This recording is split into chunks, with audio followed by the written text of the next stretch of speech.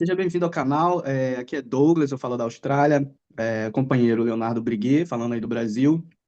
A gente vai discutir um pouquinho hoje sobre assuntos filosóficos, né, que estão conectados aí com as atualidades, né? E a gente vai compartilhar aqui o nosso conhecimento, né? O que que a gente pensa sobre cada tópico, né, que tem surgido aí na atualidade. Então, Briguet, o que que você acha aí sobre a responsabilização da AI em guerra, né? O que que você acha quando o envolvimento da AI, né? Porque quando você tem a participação do ser humano, passa por um crivo moral humano, né? Então, o que é certo, errado, crime de guerra, isso tudo são critérios que o ser humano estabeleceu, são critérios humanos. Só que quando você tem a AI envolvida nisso, né, você tem parâmetros, né? O algoritmo, ele não leva em consideração a moral humana. Então, ele pode optar aí por tomar bombardear, por exemplo, né, uma escola. O que você acha sobre isso? O que você acha sobre a ética e a moral de decisões em guerras tomadas por AI e não por seres humanos? Vamos lá, assim, esse é um assunto que eu não domino muito, né? Mas aí, isso é que eu acho bacana do YouTube, entendeu? Assim, quando você grava um vídeo e você tenta desenvolver o seu raciocínio, as suas ideias, tenta chegar a algumas conclusões através do diálogo, né? Você vai pensando, né, as coisas e vai. Eu acredito assim, que muita gente que também não entende do assunto vai começar do zero com a gente e vai sentir também necessidade de falar sobre isso, de pensar sobre isso, porque a gente sai do zero, né, cara? Eu não sou especialista em guerra, muito menos em inteligência artificial, nem você. Então a gente vai tentar desenvolver um raciocínio sobre isso aqui, através do diálogo. Em relação a essa questão da inteligência artificial tomar decisão ou não, eu acho que tem muita mentira nisso aí, cara. Tem muita gente querendo deixar de ter responsabilidade e colocar em cima da inteligência artificial. Tem uma forma também de você se eximir das suas responsabilidades, né? Porque assim, você alimenta a inteligência artificial com algum tipo de doutrina militar. Eu acho que, por exemplo, a inteligência artificial ela pode ser usada para você determinar que tipo de ação ela pode trazer mais resultado, entendeu? Então, você vai fazer uma operação, quantos navios você tem que usar, quantos aviões, se a correlação de forças é satisfatória, quer dizer, pode dar algum resultado positivo, pode dar algum resultado negativo. Eu acho que ela é mais usada em jogos, né? Esses militares, eles vivem fazendo simulações em jogos, usando inteligência artificial. E eles conseguem determinar quem que vai ganhar, quem que tem mais probabilidade. É um jogo, é uma probabilidade que eles calculam. Quem tem probabilidade de se dar bem Sim. nessa ação, de ir melhor numa ação X ou Y. Agora, numa ação prática, eu não sei bem se a inteligência artificial, uma operação real, eu não sei se ela desempenha algum papel. As doutrinas estão ali, de qualquer forma, as doutrinas são humanas, estão embutidas na forma de pensar da inteligência artificial, né? De dar resultados. Então, por exemplo, se você bota no teu algoritmo lá, que, pô, escola não pode ser bombardeada e hospital não, ela não vai entrar com essa variável, ela vai, entendeu? Então, isso é uma decisão humana de...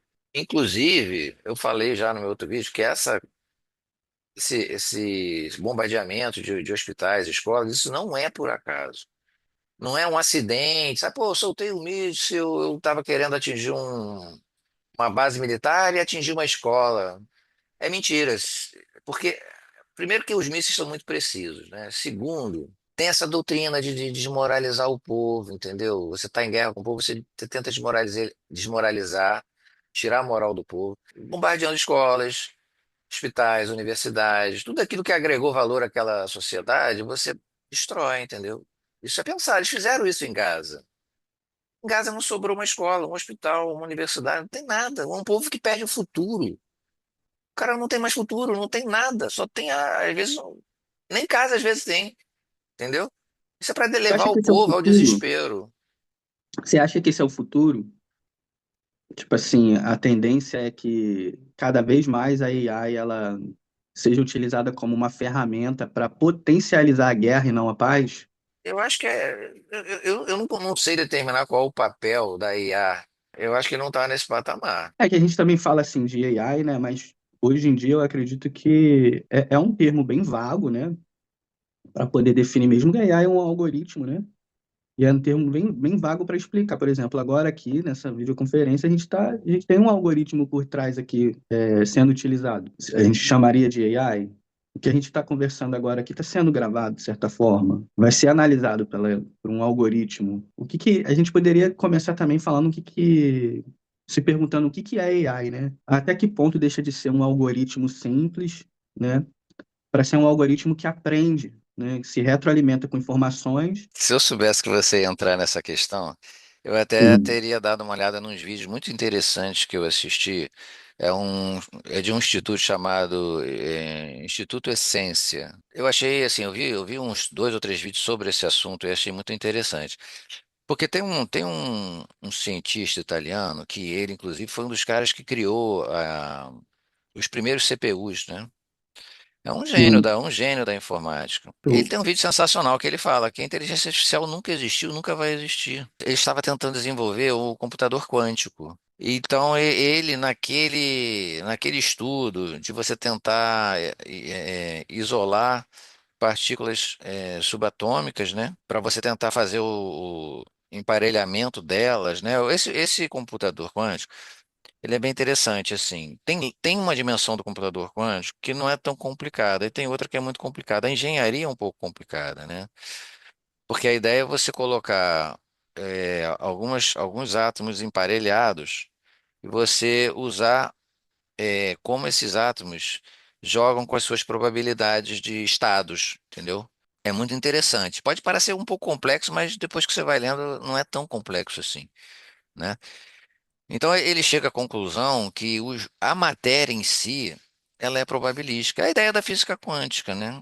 Que a física quântica diz que a natureza da matéria, ela é sempre probabilística, ela não é uma natureza real, ela não tem uma materialidade, ela não tem ela é composta de singularidades e de virtualidades. Então, assim, ele falou que o ser humano, né, a inteligência do ser humano ela trabalha com essa dinâmica da física quântica, entendeu? E ele diz que no computador, mesmo que você use elétrons e elementos subatômicos emparelhados para usar essa natureza da matéria, você nunca vai conseguir criar uma inteligência artificial, porque você vai induzir uma resposta que não é probabilística, entendeu? A natureza do computador, ela vai sempre carregar uma dimensão diferente da dimensão de um cérebro que é matéria quântica, entendeu?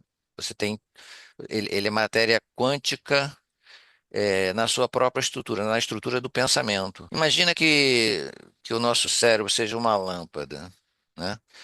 Aí ele diz o seguinte: a inteligência está na lâmpada? Não, não está na lâmpada. Assim, é como se a energia que ilumina a lâmpada, ela vem de fora, concorda? E a lâmpada, ela é só um mecanismo de receber aquela energia e gerar luz. Então o cérebro é mais ou menos assim. O cérebro ele tem uma estrutura física, mas a inteligência ela vem de fora. É isso que a magia da física quântica é trabalhada dessa forma, entendeu? É como se o seu cérebro fosse capaz de entrar em contato, de sintonizar com com essa inteligência quântica do universo, com esse jogo de probabilidades. E o computador nunca vai ter essa dimensão, entendeu? Porque ele não é vivo, ele não. Entendeu? É, ele não vai nunca ser uma máquina que pensa sozinho. Você introduz uma lógica nele. Se você introduzir uma lógica nele, ele nunca vai, ele nunca vai ter essa dimensão quântica, essa dimensão da inteligência humana, entendeu? Ele nunca vai ser capaz de processar essa inteligência que vem de fora, entendeu? Ele só vai poder processar a inteligência que o ser humano colocar nele. Você está entendendo a questão? Por mais que ele se utilize da probabilidade dos elétrons ou dos átomos terem uma probabilidade de estar num estado ou outro, né? Que no computador normal é 0 ou 1, mas no computador quântico você pode variar essas saídas, né? Isso aí é uma dimensão, é um elemento da física quântica, mas não é suficiente para gerar uma inteligência do ser humano, né? Então tem muitos Mas você estudos, acha que cara. ele poderia ter um outro tipo de inteligência? Tipo assim, você acha que poderia chegar num momento que a gente consiga, vamos supor que a gente domine a tecnologia do computador quântico. E aí não seria muita ingenuidade da gente achar que a inteligência humana é a referência superior para o computador quântico. Talvez agora, por exemplo, a gente não poderia já estar sendo influenciado, vamos dizer assim, induzido, porque a gente tem um outro tipo de leitura, né? Usa outra linguagem, uma tecnologia quântica, né? Que, conforme você falou, usa de probabilidades, né? E estatística. Isso é uma coisa que pode tender ao infinito.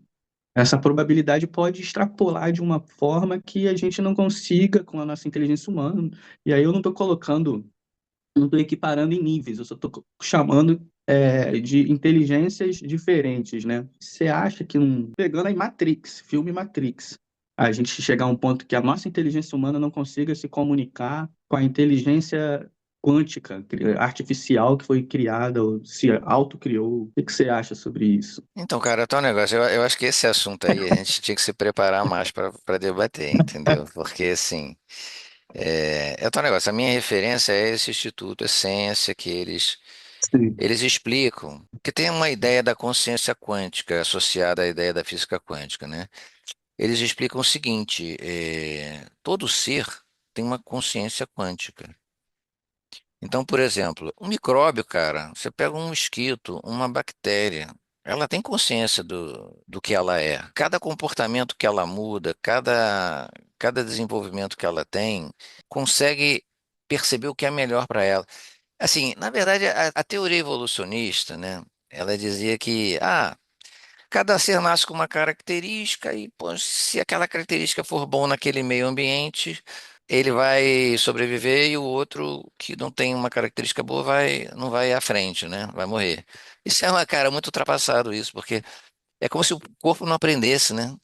É como se você nasceu, é aquela história da girafa, não, a girafa tá aí viva até hoje porque ela foi crescendo no pescoço dela, entendeu?